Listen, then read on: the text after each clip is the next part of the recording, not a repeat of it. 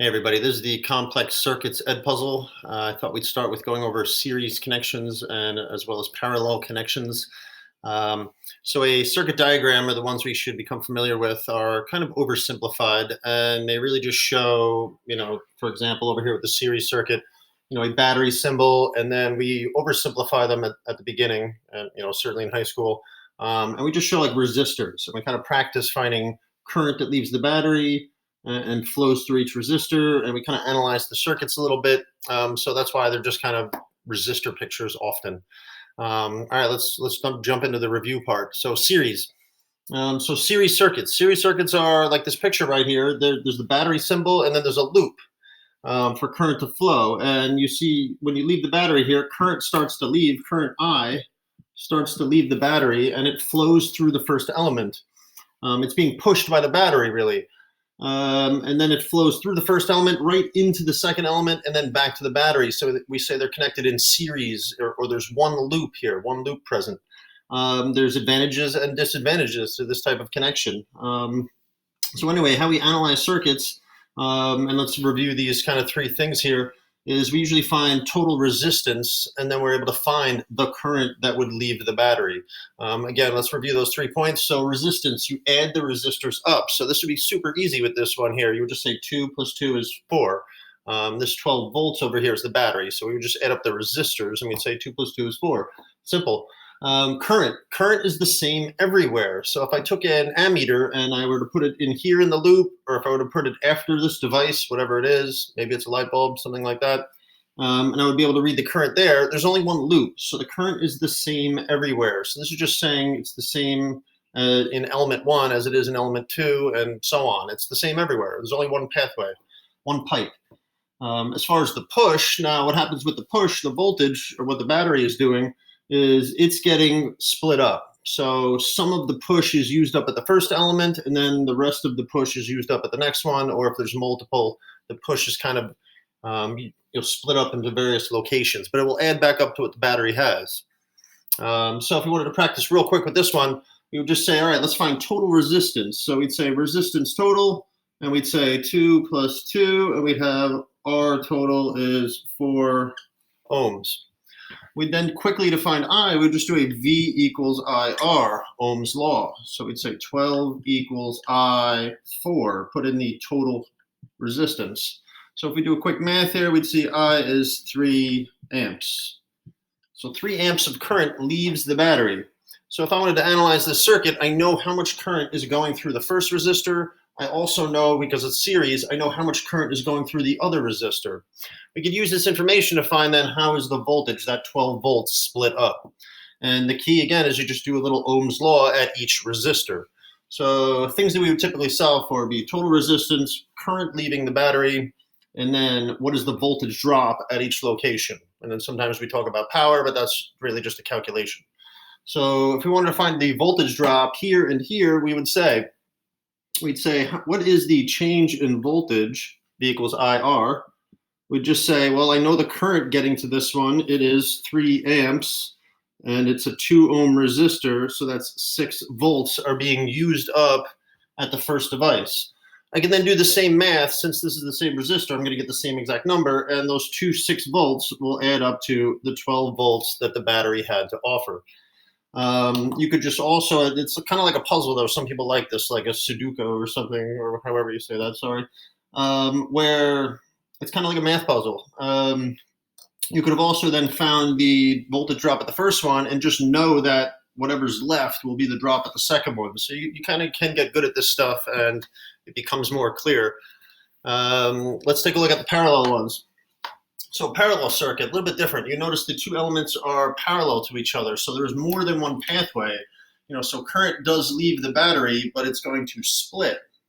Some of the current goes down one branch, some goes down the other branch. Now, my example here is simplified here. So I have 2 equally strength resistance branches. So that current is going to split. Whatever that number is, it's going to split perfectly. But if there was, if this one was a 10 ohm resistor, we would find that more current would go down this branch because it's harder to go down this branch. Anyway, let's do the same kind of thing. Let's run through the 3 bullets, and then we'll kind of do a similar calculation, and we'll get to a complex. So resistance, as when we talked about parallel circuits to begin with, the resistance adds up and it turns out to be very low. So as in series, it was 4. I expect to find something much smaller here.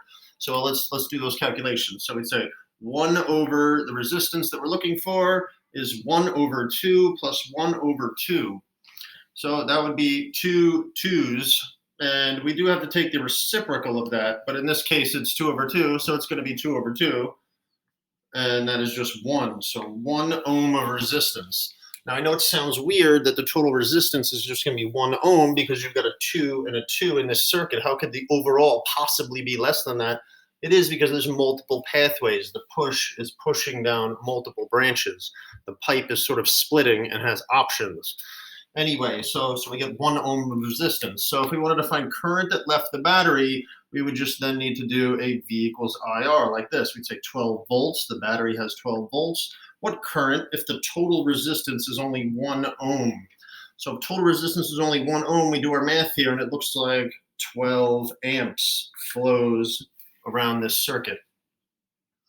We know now a couple of things. Now, what is different about parallel circuits is we know that, sorry, I forgot to go through the 3 bullets here. It is current that is getting split. We just kind of saw that here. We see that 12 amps leaves the battery. Well, let's see it right now. When 12 amps gets here, there's going to be some current going down here, and some of that 12 is going to go down here. In order to find that, we need to do a little V equals IRs, and we need that 3rd bullet. The voltage drop is the same for everybody in parallel. It's kind of like when you're in parallel, everybody is connected to both sides of that battery. This one is connected to both sides of the battery, and this one is connected to both sides of the battery. So they're both enjoying the 12 volts, a little bit different than in series. So let's do a little V equal IR. Let's see how that current splits up down these branches. So we'd say 12 volts, 12 equals, hope you can see that, 12 equals what I down the 2 ohm branch. So 6 amps goes that way. And if we did the same exact calculation for this one, we'd find that of the 12 amps of current that left the battery, it looks like 6 is going to go down this way and 6 is going to go down this way, adding back up to the 12. Anyway, an example of the types of calculations we do, let's try to keep these 2 mindsets in your head as we start to look at some of the complex ones. And I'll take a pause. Be right back with you. Okay, time to check out our first complex circuit together. So linked to the agenda there is a sheet with 3 complex circuits and sort of a generic chart that we're able to keep track of things. Taking a look at the first circuit there, what are we looking at? So we're looking at a complex circuit, meaning there's elements of both series and parallel. Let's just take a look. 24 volts, so this is the battery, there's a battery symbol. This is providing the push around for the electrons around the loop.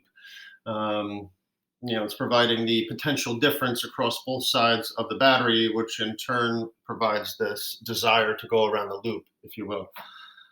So taking a look here, leaving the battery, we go through an 8 ohm resistor, but then I notice the wire splits. And then we travel down 2 parallel branches, a 6 and a 3 in each branch.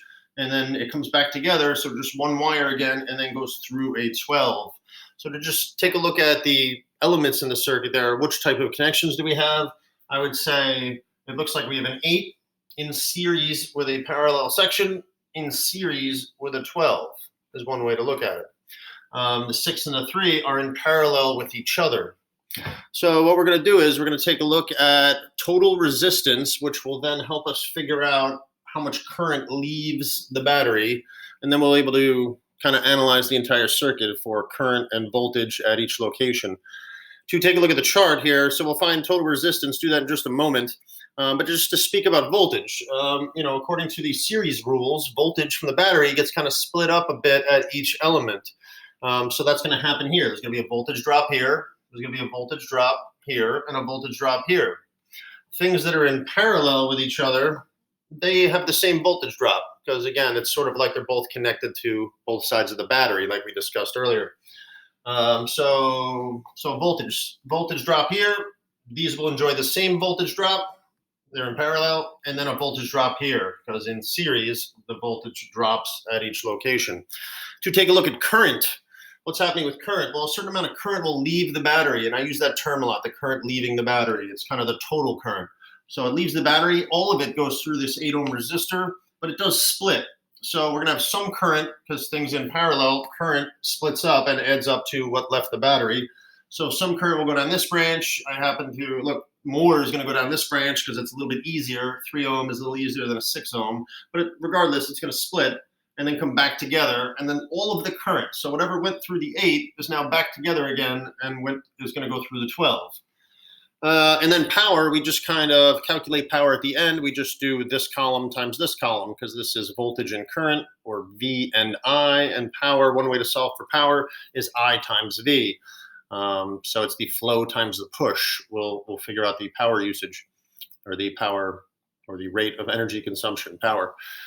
So let's do this. So when we look at the circuit here, the first thing you want to do when you're trying to simplify it down to find total resistance, again, we do that at the beginning to do an Ohm's law, V equals IR, and figure out what current leaves the battery. So let's figure out total resistance. So the way you do that is you go to kind of the most complicated section. Now, this is not a super complicated circuit. So I would say the most complicated section is these two things that are in parallel with each other. If we can simplify them down, we can kind of visualize this circuit as a battery, something that's an 8. If we can find the equivalent of a 6 and a 3 in parallel, we can kind of, replace that part of the circuit with its equivalent resistance, and then we're going through a 12. So we sort of want to figure out what is a 6 and a 3 together in parallel, and then kind of replace that, and then just use our series rules and add up the 3 things. So let's use our weird reciprocal rule for parallel and figure out what is a 6 and a 3 in parallel. So 1 over our total, or what we're looking for, excuse me, is 1 over 6 plus 1 over 3. You need a common denominator. So 6 is a common denominator. So I've got 2/6. So I've got 3/6. So I've got 3/6, but with the formula, you have to take the reciprocal. So it's really 6/3 or 2 ohms. Oh man, I'm off the chart there, but 2 ohms. So this is equivalent to 2 ohms. So what we're saying is 1 over 6, 1 over 3, add them up, 3/6, flip it over because it's really 1 over what you're looking for. So you flip over the 3/6 and you have 6/3 and you get 2 ohms. So then we kind of go back to this picture here and we just simplify this as an 8, a 2, and a 12. Let's add that up now in series, and then I'll take a pause to erase and keep going. So now we follow kind of series rules. We'd say 8 plus 2 plus 12. So this looks like 10. So it looks like 22. So it looks like resistance in total for this entire thing, or sometimes we say REQ, equivalent resistance, and we'd say 22 ohms. So this will now help us figure out current that leaves the battery, or total current. So let's put this in the chart over here, 22 ohms. Come on, 22 ohms. And now we're ready to do a V equals IR. Might as well do that right now as well. So Ohm's law, V equals IR. V equals IR. So total push, 24, equals what current if the total resistance of the whole loop is 22? So we put in the 22 there. We divide over to find our current, and it's 0.09. I just want to keep 2 decimals because it will, our checks to make sure we did things right will work out better if we keep an extra decimal. So 24 divided by 22, I get, 1.09. So 1.09 amps is what leaves the battery. So 1.09 amps is going to leave the battery. We now know the amount that's going to go through the 8. That'll help us. We know what'll get split, so we'll have to figure that out later, but it'll add back up to 1.09, what there was to offer. And then since it goes back together again, all of that current is going to flow through the 12. So it kind of gives us a bit of information. Sort of like a fun puzzle, isn't it? So we can put those numbers in here, and then I'll pause and erase.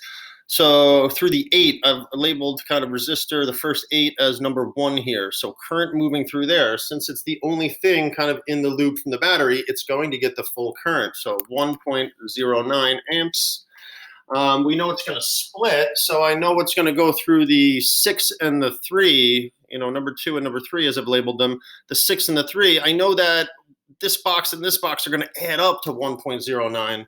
I don't know how it splits yet. Well, if you were really bright, you can kind of figure out some ratio stuff, but let's not do that right now. So I know it's going to go through the 12 as well, because again, the full current is going to go through the 8. It's going to split through the parallel section, but all of it is going to go through the 12. So we can go ahead and put that in down here, 1.09, and now we've got current. So we're on a good path here. So let me erase this and we'll start talking about voltage. And then when we finally get all of the voltages down, we can go back and figure out that current down each branch. An awesome puzzle. Isn't this great? Hang on a second. Okay, so far we figured out the total resistance of the circuit. That allowed us to do an Ohm's law, V equals IR, and figure out total current now leaving the battery. We analyzed the circuit a bit and we realized full current is going to go through the 8. It's going to split through the 6 and the 3, but the full current is going to go through the 12, and we've labeled up our chart. I'd love to know the current moving through, these parts right here, except I don't really know. I don't know I, but I don't know the voltage either, so I can't really do a V equals IR yet because I got two unknowns there. So for this part of the puzzle, if you will, we'll have to try to switch over to voltage and figure out how is the voltage being split up, because remember in series, the different sections are all splitting up the voltage the battery has to offer, in this case 24. So what we need to do next is figure out how much of that 24 is getting used up here. We can then figure out, knowing the current going through here, figure out how much of the 24 got used up here, and then we'll know how much these are each getting for a voltage drop, because again, things in parallel experience the same voltage, things in series split it up, but it adds up to the total. Isn't this great? So anyway, let's figure out Ohm's law, V equals IR. I told you that was so important. It's such a simple concept, but very, very important to circuitry. So let's figure out how much voltage was used, in a sense, through here. So we know the current through here, so we can figure out the voltage. So let's figure out delta V, a voltage drop, we call it, or a change in voltage. So IR, so we know I, it's 1.09. So IR, it's going through an 8, and we could figure out the V there. Let me do that, keeping 2 decimals, because again, our check will work out better. 1.09 times 8. I've got 8.72 volts were used. Before we even do our check, let's just go ahead and throw it in the chart there. 8.72. 8.72 volts. So whatever's left of that 24 is going to be dropped here and here. Since we don't know a lot of info about this section, we can kind of carry on with this. Where is it? We can carry on with this same change in voltage here and try to find the voltage drop through here. And then whatever's left of the 24, we'll know the drop here. Another way to do it is to just use the total resistance of this section. We know it's equivalent to 2 from earlier. And you could do an IR and just use 2. Either way, isn't it great? But let's figure out the voltage drop here, and we'll check it both ways. So we do know what's the delta V here. Delta V, we know the 1.09 amps, because it's by itself in the loop, it's going to get the full current. So times 12, and let me just figure out what that is. 1.09 times 12, 13.08. 13.08 volts. So now we know the drop there. So by subtraction, we should be able to figure out what's left of the 24, and that should be the drop for this section. So let me just add those up. So 13.08 plus 8.72 is that, and 24 minus my answer. I've got 2.2 left. Let's see how that works out. Is there 2.2 volt drop here?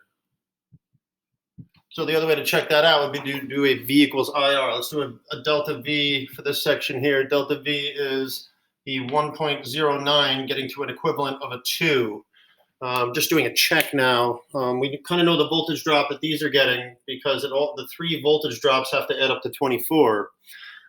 So we're predicting by subtraction, knowing the drop here and here, subtracted from 24, that's what's left. But to just do a check, we could do an IR using the total resistance of this section. And let me just do that real quick. It looks like it's going to work. 1.09 times 2. And I get 2.18 volts. So the drop for this section here, is about 2.2. I got 2.18. All right, cool. So let's go with those. So we know the voltage drops. We're almost done. We're almost done. Through the 6. What was the drop through the 6? It's the same through the 6 and the 3, and that was the 13.08. So 13.08, and the 3 also gets 13.08, and then what was left for the 12 is 2.18. Now, what's a little bit confusing is there's sort of a check. These voltages should add up to 24, but you notice that they don't, and it's just because these two are getting the same drop. So it's more like the 8.72 plus them both enjoying this drop. I don't know if I should say enjoying, but getting this drop, and then finally the last element getting this drop. Those numbers add up to 24, but a little tricky there. If you try to add this column up, it won't add up to 24 because two elements are getting the same drop. Anyway, this comes with practice and experience. Believe it or not, you can get really good at it and actually enjoy this stuff. So now we can figure out the current. That's split up down these two branches, the 6 and the 3. So let's figure out the current that goes down there. So let me just make some room here. So if the voltage drop over here is 2.18 volts, we should be able to figure out what current goes down each branch. Now I'm predicting twice as much is going to go down this way because it's half as easy. It's easier. So more current, the path of least resistance. That's the path I choose as well. Electricity does as well. Okay, so what I? So if that's the delta V and V equals IR, we would just say 2.18 equals what I down the 6, and we're going to do the same calculation. 2.18 equals what I down the 3, and then these two numbers should add up to 1.09 amps, what the battery has to offer. Gosh, I hope so. Let's check it out. 2.18 times, 2.18 divided by 6, and 2.18 divided by 3. So I'm getting down the 6th branch. So down the 6th branch, I'm getting 0.36, and down the other branch, 0.73, and adding up to 1.09. Yes. So let's put those numbers in there. So current down the 6th, the harder branch, was only 0.36, 0.36, and the current down the 3 was 0.73.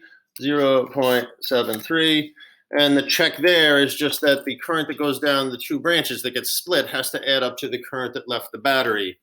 We are almost done with our first very easy complex circuit.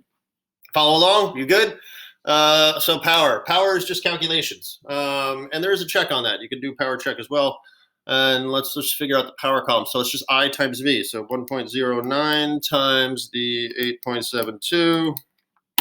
9.50 watts. What's the power being used at the second element? 0.36 times 13.08, 4.70, 4.71. 4.71. At the next element, power consumed 0.73 times 13.08. 9.55, and the last one there, 1.09 times I times V, 2.18 is 2.38, 2.38 in the right spot. Okay, is that a comma? 2.38. All right, we have done our first complex circuit, and I'm sure I'll have to do a few more so we can get the hang of this thing. All right, talk to you later. Ooh, one last thing. One last thing. I forgot to talk about the way to check to make sure you did the whole thing correct. One check that does work every time is you take the overall power consumed by the whole circuit, and then you add up the power column, and those numbers should match. So if you do a P equals IV for the entire circuit, so P power is current times voltage. So if you take the total current that left the battery, 1.09, and you multiply by the total voltage offered by the battery, you can figure out the power that should be consumed by that circuit. So 26.16 watts. And then, and then, and then the other way to do it is add up, and then you add up this column. So when you add up this column, I added that up as well, and I get 26.14. And I feel like that is just a rounding thing difference between 26.16. And when you add up this column here, we're saying it is 26.14. And then I feel like I have done the problem correct. All right, later.